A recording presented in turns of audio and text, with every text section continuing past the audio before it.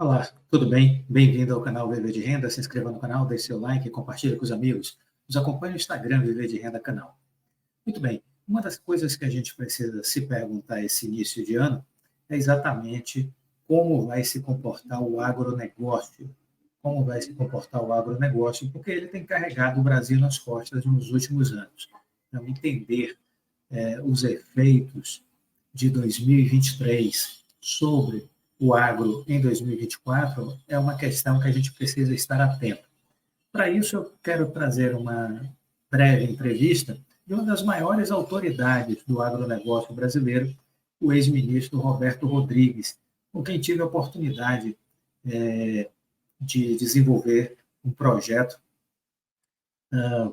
no sul da Bahia, né? Um projeto que conciliava estímulo de uma cooperativa de produtores rurais na parte de mandiocultura e fruticultura, em parceria com a Embrapa também, e um centro de formação rural, uma casa, uma escola técnica criada numa pedagogia francesa, em regime de alternância.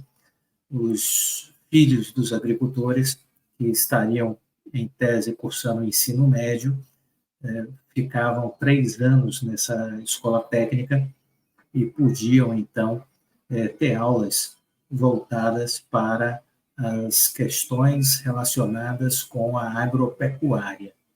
O conteúdo básico da educação tradicional, ele permeava os conteúdos principais, que não eram português, história, matemática, biologia, e sim mandiocultura, fruticultura, cultivo de abacaxi, cultivo de pupunha, cultivo de café. Essas eram as temáticas educacionais: criação de gado, criação de aves, criação de suínos. Essas eram as temáticas principais e permeavam esses conteúdos principais o que é a educação tradicional, ou seja, português, história, geografia, matemática, eram conteúdos que se conectavam com os eixos temáticos principais. Então, foi uma experiência muito bacana. Esses jovens depois concluíam um ensino técnico profissionalizante, integrado com o médio, né? Então, eles tinham uma visão muito de negócio também, de empreendedorismo rural, e foi uma verdadeira revolução onde esse projeto aconteceu, porque eles estimulavam com o que aprendiam no Centro de Formação Rural, os seus pais, as propriedades familiares, né, o seu entorno, a sua comunidade. Então, foi uma grande transformação na região onde desenvolvemos essa iniciativa, criando uma grande classe média rural. A realidade que era antes do projeto acontecer era uma realidade de êxodo rural, de evasão escolar, né? E aí o que a gente viu foi o êxodo rural ser interrompido, a evasão escolar também ser interrompida, e os jovens tinham uma educação muito mais voltada para suas vocações e tinham uma perspectiva de transformação de vida, de ganhar dinheiro cultivando a terra, usando com inteligência e sabedoria a terra em que viviam. É um belíssimo projeto, um resultado excelente, e seria muito bom que isso pudesse ser reproduzido, né, em todo o Brasil. Seria muito bom. Muito bem, mas vamos escutar um pouco o que o Roberto Rodrigues pensa em relação a este ano de 2024. Perspectivas para o agro 2024. E quem faz análise agora aqui pra gente, como é que foi esse ano para a produção agrícola e do cenário, então, para o ano que vem, é Roberto Rodrigues, professor emérito da FGV e ex-ministro da Agricultura. Muito boa noite. Boa noite, Simone. Como vai? Tudo bem, minha filha? Tudo jóia por aqui. Ministro, ano desafiador, não? Então, 2023 foi um ano bom, né? Apesar de que os preços caíram. Na verdade, Simone, aqui os preços agrícolas, por causa da pandemia, da demanda global, depois a quebra das cadeias produtivas, resultado da pandemia também no mundo inteiro, os preços agrícolas subiram muito, né? Em dólar. Em alguns casos chegaram a mais que dobrar os preços. E esses preços altos ficaram em 2020, 2021, 2022 e estimularam produtores brasileiros e do mundo todo a aumentar a produção. O Brasil tem uma resposta impressionantemente rápida e vigorosa. Temos safras maravilhosas, com produção recorde do ano passado, mais de 300, desse ano, 2023, com mais de 320 milhões de toneladas de grãos. Então foi uma coisa espetacular. Mas os preços começaram a cair, voltando, na verdade, para o patamar pré-pandemia, o que é o normal. os preços altos não eram normais, estavam acima da normalidade por causa das questões já referidas. Agora, estão voltando ao normal. Mas como a safra 23 foi boa, isso compensou, os produtores acabaram saindo bem. Para 2024, Simone, a coisa está um pouco mais complicada. O El Niño afetou duramente, você vai ouvir daqui a pouco, o estado do Mato Grosso, o Centro-Oeste em geral, Mato Piba também, até uma parte do Sudeste brasileiro. Afetou muito duramente a plantio de soja, atrasando, exigindo muitas vezes o replantio, até 2, 3 vezes o replantio da soja, aumentando o custo de produção muito fortemente e com a produção sacrificada com o ciclo menor. Então, a soja vai ter uma quebra de produção. Não se sabe exatamente quanto, fazem 20% até 30% de quebra em algumas regiões do país, mas vai ter uma safra menor de soja. E o pior é que os preços também deverão continuar um pouco mais baixos, talvez até caindo mais do que foi em 2023. Até porque vão ter a companhia da Argentina. A Argentina, no ano passado, perdeu mais de 20 milhões de toneladas de soja e milho por causa da seca, né?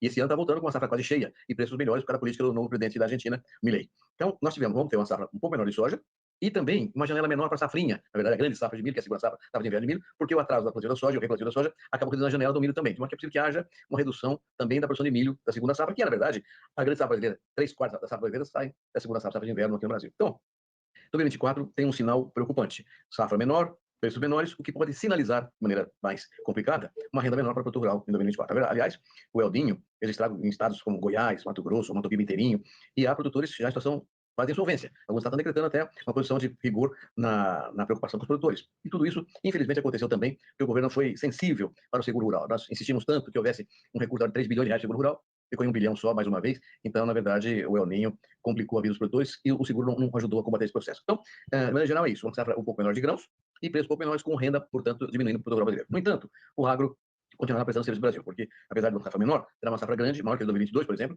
e vai ajudar com a inflação no Brasil e no mundo inteiro.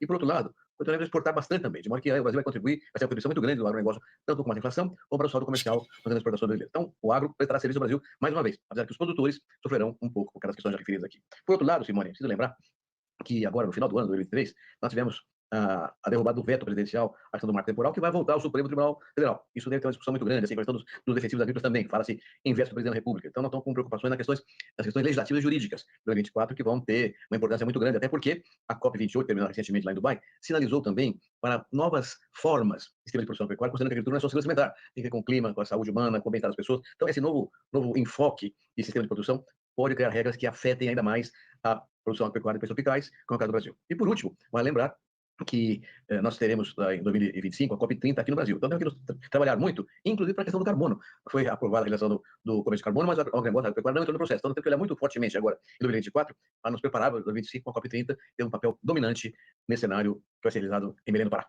É isso aí, Simone. Muitos desafios aí que o senhor está citando, né, quando a gente fala dessa possível, em menor escala, né, os efeitos climáticos afetando aí a produção da soja, do milho, a gente pode ter essa quebra que o senhor falou aí, margens menores aí para os nossos produtores, desafios climáticos, o senhor falou do El Niño, mas também a Laninha também, né, para 2024, pode atrapalhar aí a safra, seguro rural, né, que ficou sem os 500 milhões de reais aí para este ano, para finalizar esse montante para este ano, mas para o ano que vem a gente já deu notícia aqui, né, que os recursos não serão contingenciados, não é? Demanda por fertilizantes para a próxima safra, como é que o senhor analisa aí?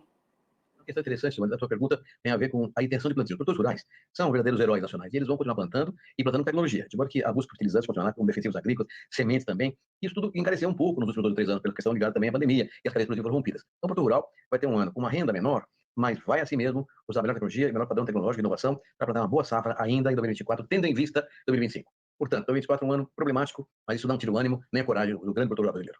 Para a gente finalizar, qual seria então a prioridade para 2024?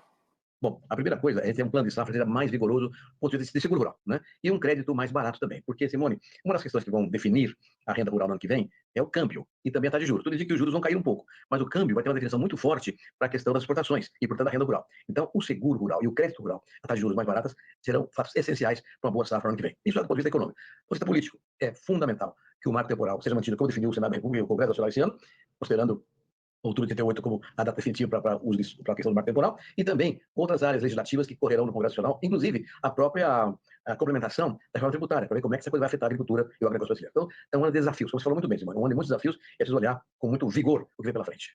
Tá certo, Roberto Rodrigues, professor emérito da FGV e também ex-ministro da Agricultura. Professor, muito obrigada pela sua participação hoje aqui comigo, em especial, né, nessa semana aqui do recesso de Natal que a gente está dobrando. Muito obrigada pelas informações, pela análise e eu desejo já para o senhor um feliz 2024, viu? A você também, muito obrigado e até o ano que vem, se Deus quiser. Até lá, viu? Boa noite.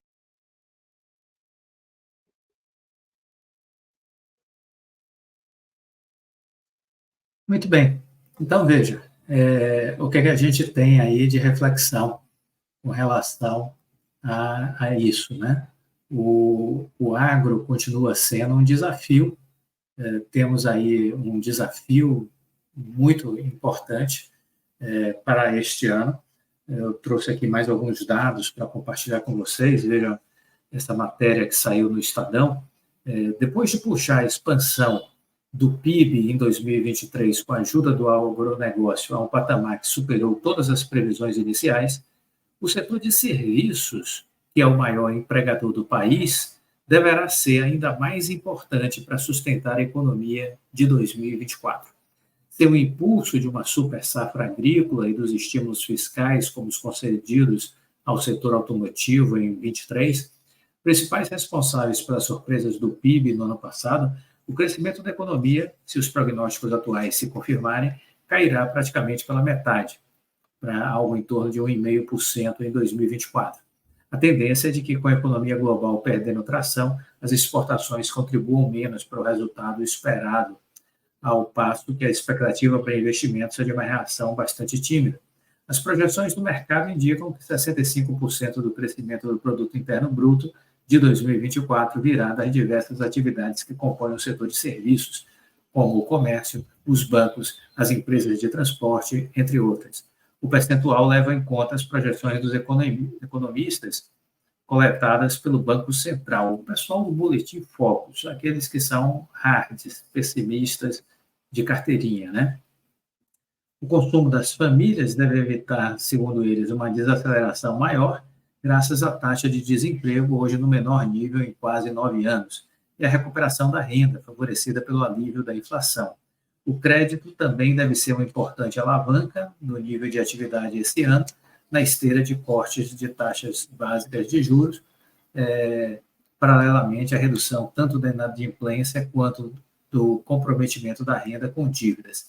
Assim, o contexto será favorável às atividades mais atreladas à economia doméstica, ainda que o país esteja longe de voltar a viver uma festa de crédito, já que os juros, embora em queda, ainda vão ficar elevados durante algum tempo.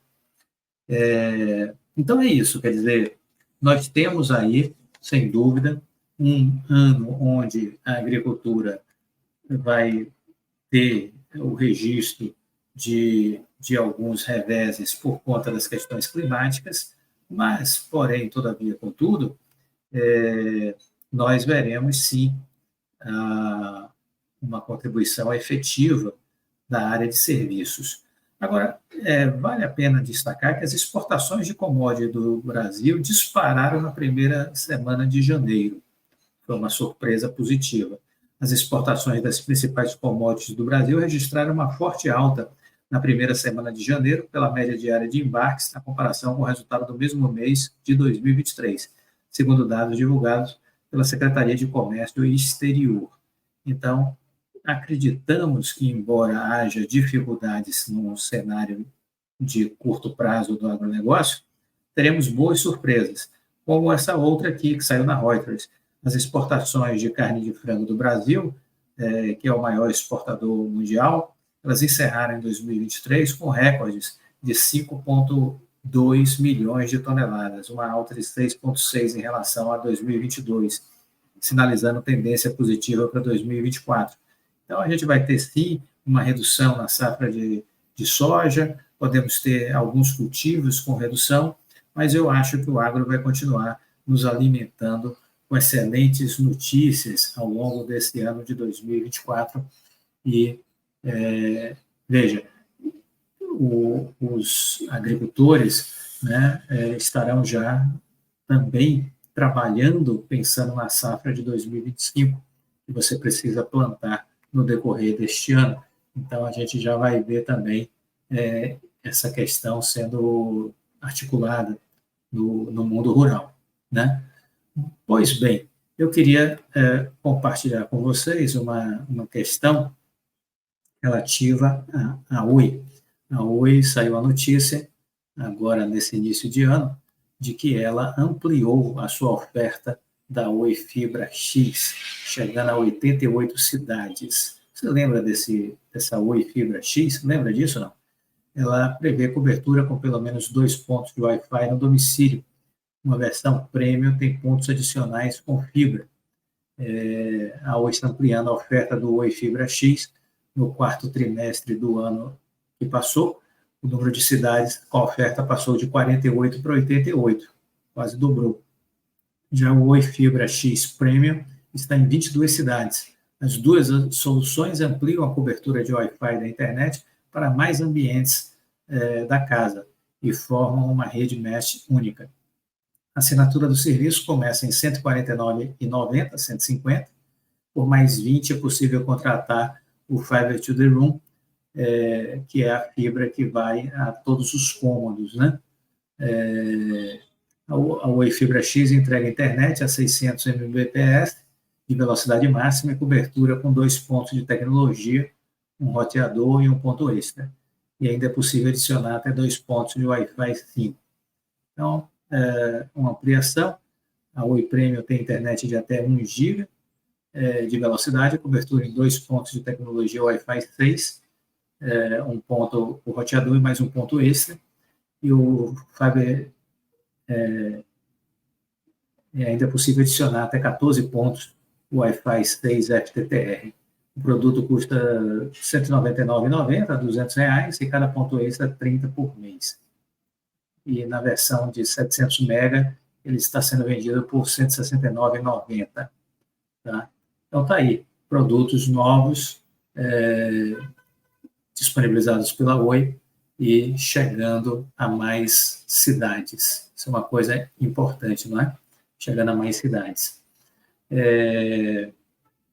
Pois bem, eu queria também comentar, aproveitando, que estamos assistindo uma briga por valorização de ações entre a Apple e a Microsoft. A Apple, há um bom tempo, vem se destacando como a empresa de maior valor de mercado do mundo. Já há algum tempo ela vem se destacando como a empresa de maior valor de mercado do mundo. Ocorre que agora, no início de janeiro, houve uma correção no valor, no preço das ações da Apple e houve uma valorização das ações da Microsoft. E aí, o que a gente viu? A gente viu no dia 11 de janeiro, pela primeira vez, a Microsoft ultrapassar em valor de mercado a Apple, né? Então, a Apple ficou com o valor de mercado de 2,887 trilhões de dólares, enquanto a Microsoft com valor de mercado de 2,888 trilhões de dólares. Esse tipo de coisa é importante, isso é o curto prazo, entendeu? Isso é ótimo para jornalista, vender notícias. Se você quer investir em alguma empresa, você não pode investir por conta desse tipo de ranking. Você tem que investir entendendo o case da empresa e identificando as oportunidades, o que pode levar essa empresa a um outro patamar, e verificando se a empresa está cara ou barata. Porque, no fundo, boas empresas sempre vão existir, mas você só pode comprá-las quando elas estiverem baratas. Então, toda oportunidade de correção, toda correção traz uma oportunidade de entrada, né? Toda correção traz uma oportunidade de entrada. Então, se você acredita na Apple nos próximos anos, se você tem uma correção, você faz posição nela. Se você acredita na Microsoft para os próximos anos, tem uma correção, você faz posição nela. Então, essa é a máxima do mercado, comprar na baixa. Depois de uma alta, você começa a vender, né? Você começa a vender. Qual o ponto de saída? Aí você tem que estudar, aí você tem que entender como é essa dinâmica, quando é que você tem sinais efetivos para entrar ou sair numa empresa, né? Aí você assina a seleção de empresas, que vai lhe ajudar a entender um pouco essa dinâmica, seja nosso assinante anual, receba mensalmente os nossos estudos, ou venha fazer mentoria comigo. E aí a gente vai, durante 12 meses, se encontrar todas as semanas e vamos conversar sobre muitas coisas, suas estratégias, seus investimentos. Eu vou compartilhar um pouco da minha visão e eu acho que isso vai lhe dar segurança para tomar as melhores decisões, certo? Mas finalizo dizendo o seguinte: o curto prazo repleto de notícias, é repleto de volatilidade, ou seja, muito sobe e desce, porque notícia acaba influenciando no preço das ações. Mas, no longo prazo, essa volatilidade diminui, porque as notícias não têm poder para mexer no valor da empresa. Então, no longo prazo, o que vai prevalecer será o valor da empresa e não o preço de sua ação. Se você compra a ação num preço baixo, de uma empresa que tem muito valor, você vai realizar um excelente investimento. É isso que você precisa entender. Se você entender isso, você vai ser muito feliz na Bolsa de Valores. Gostou do vídeo? Deixa o like, compartilha com os amigos. Fique com Deus e até a próxima.